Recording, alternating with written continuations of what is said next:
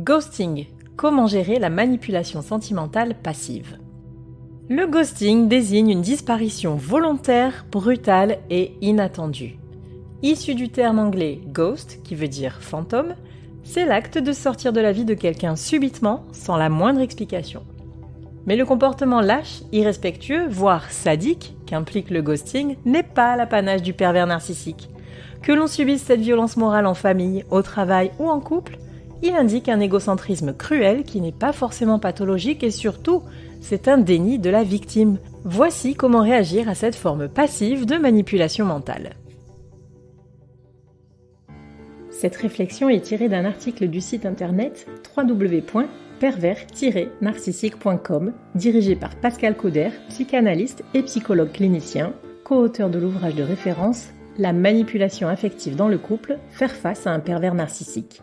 Depuis plus de 30 ans, Pascal Couder et son équipe de thérapeutes spécialistes des questions autour de la manipulation sentimentale prennent en charge les victimes de PN francophones partout dans le monde grâce à la vidéoconsultation. Rendez-vous sur pervers-narcissique.com pour accéder gratuitement à une multitude de ressources précieuses. Se faire ghoster, c'est quoi? Quand on se fait ghoster, c'est que la personne avec qui l'on était en lien a coupé le contact du jour au lendemain, sans crier gare et sans la moindre explication. Plus de réponse aux messages, plus d'interaction sur les réseaux sociaux, pas de lettre d'adieu et le téléphone qui sonne désespérément dans le vide. Ignorer l'autre, c'est le mépriser. Comme le disait très bien l'auteur George Bernard Shaw, le silence est l'expression la plus parfaite du mépris. Il n'y a aucune justification valable au ghosting. Il soulève véritablement un rapport consumériste à la relation interpersonnelle. Si l'autre, relégué à l'état d'objet puisque renié dans ses affects, n'a plus d'utilité, on le jette à la poubelle sans gaspiller la moindre once d'énergie à lui fournir un minimum d'explications. Dans ce cas, difficile de dire qui est devenu le fantôme. Est-ce la victime qui est réduite à l'état de rien dans la vie du ghoster, ou est-ce le fuyard qui s'est rayé lui-même de la vie de l'autre? Quoi qu'il en soit, le ghosting est une forme de violence morale qui atteint le summum de l'irrespect, qu'il soit vécu dans le cadre professionnel, avec un licenciement brutal par exemple, ou privé, dans la famille ou dans le couple. Pourquoi être ghosté fait si mal? Le ghoster, c'est-à-dire celui qui s'évanouit dans la nature, fait ainsi preuve d'une inconsidération totale de l'autre et de ses sentiments. Le ghosté est laissé dans l'incompréhension et la souffrance, dans une effrayante indifférence. Et ne nous méprenons pas, se faire ghoster inflige une souffrance bien pire que se faire quitter. En effet, à la douleur de l'abandon, du rejet et du manque s'ajoute l'impossibilité de faire le deuil de la relation qui n'a pas été terminée clairement. La victime de ce silence radio insoutenable se sent non seulement dévalorisée, avilie, dégradée, mais elle se trouve de surcroît aliénée par le questionnement permanent. Va-t-il me contacter, revenir? Lui est-il arrivé quelque chose?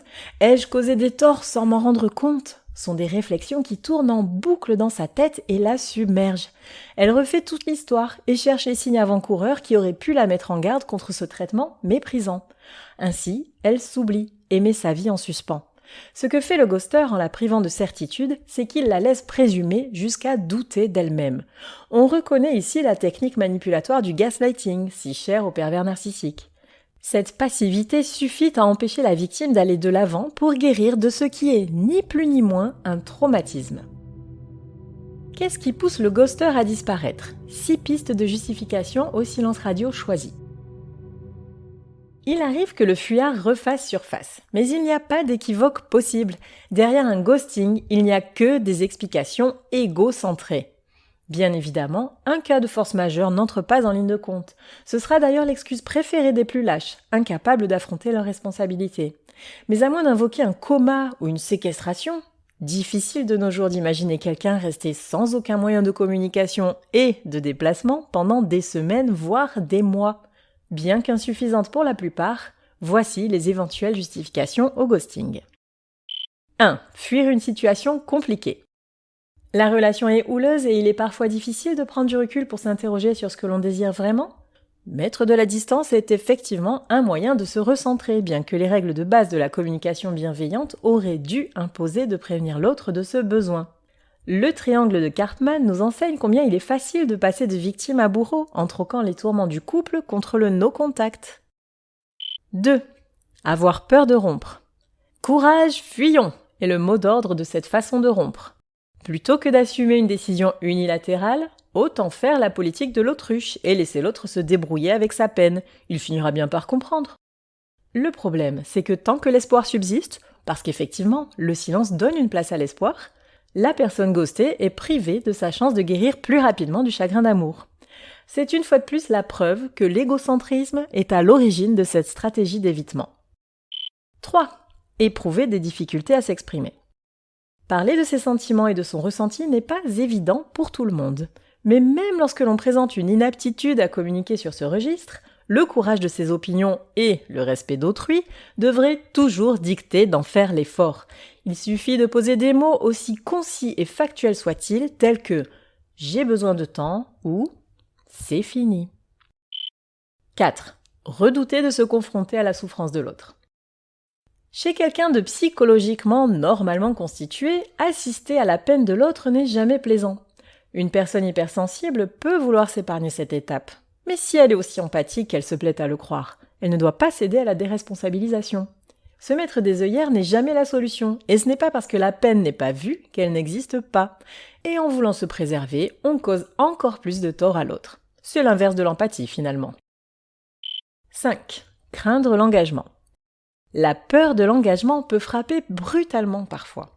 C'est vrai qu'une relation qui passe de la légèreté des débuts au sérieux de se projeter à deux peut provoquer une phase de panique qui nécessite un recul momentané. Mais là encore, ghoster l'autre, c'est le renier, et donc prendre le risque de lui infliger une blessure impardonnable, et donc de le perdre pour de bon. Si un moment de réflexion est nécessaire, il faut en parler sans détour. On ne le dira jamais assez. Sans communication, toute relation est condamnée à l'échec. 6. Jubiler de placer l'autre en demande. Vous l'aurez compris, cette piste concerne les pervers narcissiques en premier lieu. Elle peut aussi entrer dans le cadre d'une vengeance basse, mais dans tous les cas, il s'agit ici de nuire volontairement à l'autre par le biais du ghosting. D'ailleurs, la personne ghostée peut constater qu'elle n'est pas bloquée des applications diverses. Les messages sont distribués et lus, le ghoster est connecté et actif en ligne. Il choisit de bouder comme un gamin et de le faire savoir indirectement à sa victime. Ainsi, constater qu'il fait du mal le fait jubiler et le rassure dans son besoin de puissance. Il peut se montrer très endurant à ce petit jeu, et plus les tentatives de contact affluent, même si elles sont à caractère haineux, ce qui est courant chez la personne déboussolée et en attente de réaction, et plus le supplice du silence durera. Victime de ghosting, comment réagir ? En disparaissant brutalement de la vie de sa victime, le ghoster a fait un choix égoïste qui met la relation en péril. Pour trouver le salut, la personne délaissée devra se placer elle aussi au centre de ses propres préoccupations. Tirer profit du silence radio subi pour avancer plutôt que d'attendre. Puisque le lien est rompu, même momentanément, autant ne pas dépenser d'énergie à s'y accrocher. Cela augmenterait le risque de s'embourber dans la solitude et la dépression. C'est difficile, mais il faut se faire une raison. Arrêter net de communiquer et commencer à avancer seul est un pouvoir à saisir. Le silence assourdissant devra faire place à un temps d'introspection et de mise en perspective de l'avenir. Suis-je heureux dans ma situation actuelle ? Que mettre en place pour m'épanouir davantage sont des questions à régler indépendamment d'un tiers. En se concentrant sur soi, ses envies et son bien-être, on occupe son esprit de façon constructive et on réhabilite à terme une bonne image de soi. Le ghoster revient. Que faire ?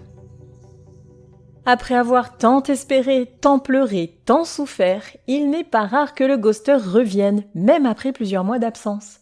Et, fait exprès ou pas, souvent, l'inconséquent personnage réapparaît justement lorsque sa victime va mieux et qu'elle est en train de sortir de sa dépression amoureuse ou de sa dépendance affective. Cette étape représente un danger pour elle et il faudra faire preuve de vigilance. 3 cas de figure se présenteront. 1. Les ghosters les plus fourbes mentiront sur les raisons de leur escapade, se cachant derrière des excuses plutôt que de donner des explications. 2. Les moins immatures assumeront les causes de leur faute. Car oui, ghoster est toujours une erreur difficilement pardonnable. Et la victime aura peut-être des réponses utiles. 3. Les pervers narcissiques voudront réinstaurer leur emprise, n'hésitant pas à retourner la situation. L'un des signaux d'alerte est que parfois, celui-ci ne laisse pas son jouet complètement à la dérive. En général, il a fait le nécessaire pour répondre juste assez pour entretenir le lien de soumission. Ce sera alors la faute de la victime de ne pas s'être suffisamment battue pour sauver le couple. Dans tous les cas, la seule réponse est en soi-même. Il faut faire preuve de suffisamment d'amour-propre pour décider du pouvoir à conférer au ghoster. Mérite-t-il l'attention qui lui est portée ? A-t-il droit au pardon et à une seconde chance ? C'est à la personne ghostée de reprendre le contrôle de la situation et de poser ses limites. Mais si l'on part du principe qu'une personne capable d'un tel égoïsme a toutes les chances de récidiver, qu'il soit pervers narcissique ou pas, il est bien plus sage de tirer un trait définitif sur cette histoire. Inutile d'attendre le verdict du bourreau. C'est à la victime de se positionner sur ce qui est tolérable ou non. Si elle a du mal à retrouver son système de valeurs profondes, un accompagnement thérapeutique sera tout indiqué pour cheminer vers un retour à l'apaisement émotionnel. Le ghosting est une forme de manipulation mentale, qu'elle soit consciente ou inconsciente. On plonge volontairement l'autre dans un doute envahissant, que ce soit par pur nombrilisme ou par sadisme. En ne fermant pas la porte à la relation, on se laisse la possibilité de revenir ou non, sans prendre en compte les affects du partenaire qui subit le silence. La seule solution pour le ghoster est de cheminer seul et d'entamer au plus vite le deuil d'une relation bancale qui a déjà souffert du plus grand des affronts, le manque de respect. Rendez-vous sur www.pervers-narcissique.com et trouvez-y de nombreux conseils sur comment gérer la séparation, comment gérer l'après, la reconstruction, et vous pourrez également rentrer en contact avec un membre de l'équipe. Ne restez pas seul. Merci d'avoir écouté ce podcast. Rendez-vous très prochainement pour un nouvel épisode. N'hésitez pas à vous abonner pour ne rien manquer des prochaines publications. À très bientôt.